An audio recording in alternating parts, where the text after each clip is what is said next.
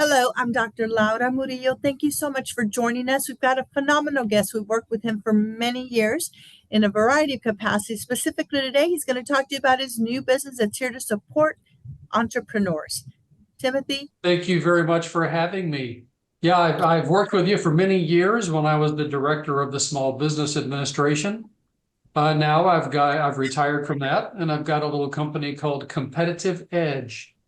And what we do is provide workshops for small businesses that help you work on your business so you can work less in your business. A full range of things from funding strategies to growth strategies to leadership development. So already I'm doing a little bit of work in that. I picked up a few clients and we're pretty busy with it, but always looking for the ability to do more. So, in your experience, what are some of the things that business owners should particularly be aware of to grow their business? I think there are two key things. There's probably a lot more, but there are two key things. First, if you have a plan to grow, you're going to need to pay for that growth somehow. So what's the best way to fund your growth? You might think, well, I've got some money in the bank, I should use that. Actually, that may be the worst decision. It often makes more sense to use the bank's money because then you can take a little more time to pay that back. Once you've used your cash, it's gone. So funding strategies for growth, I think, is a really important thing. The second thing, believe it or not, is how to grow. Many entrepreneurs, they're very good at what they do. You know, Joe makes a great barbecue sauce. He understands how to do that. But at a certain point, that growth is going to plateau.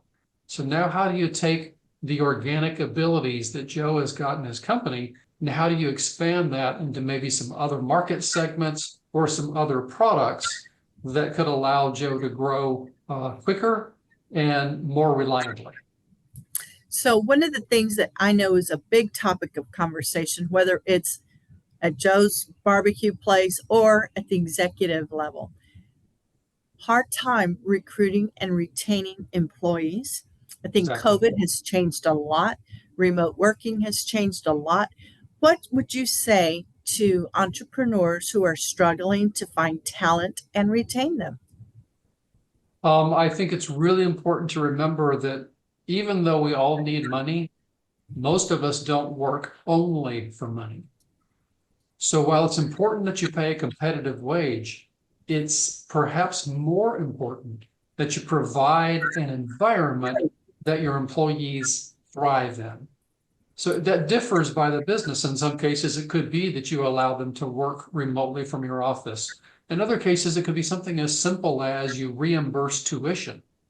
It could be that you provide them opportunities for certification training that they maybe wouldn't have gotten otherwise. So there are a lot of creative ways, not only to attract them by offering some of these extra benefits, but then by helping them with those benefits while they're with you. And I tell you, after somebody's worked for you for a year, if in that time they got more from you than just a paycheck, then you're probably going to have a pretty loyal employee that's going to want to hang around for a while longer.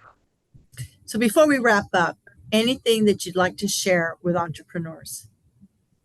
I think that 2024 is going to be a really stable year. You know, 2023 was a roller coaster of sorts. But 2023, while it might not grow at the pace we saw in 2023, it's going to be a lot more stable, I think. And it's an outstanding time if you have an existing business to look closely at growing it, because you shouldn't have a lot of crazy things to contend with, like you did last year. And if you're thinking of starting a business in 2024, the good news is this stability is going to make bankers more interested in doing small business loans. There you have it. Joining us, Tim Jeffcoat, of course, has lots of solutions. So if you're an entrepreneur, you have a business, we encourage you to visit him and learn more. And of course, join us on Chamber webinars. Visit our website. We have a lot of information and people who can help you with your business. So thank you again for joining us and all the best in your new venture. Thank you very much for having me. Bye-bye. Absolutely. Bye-bye.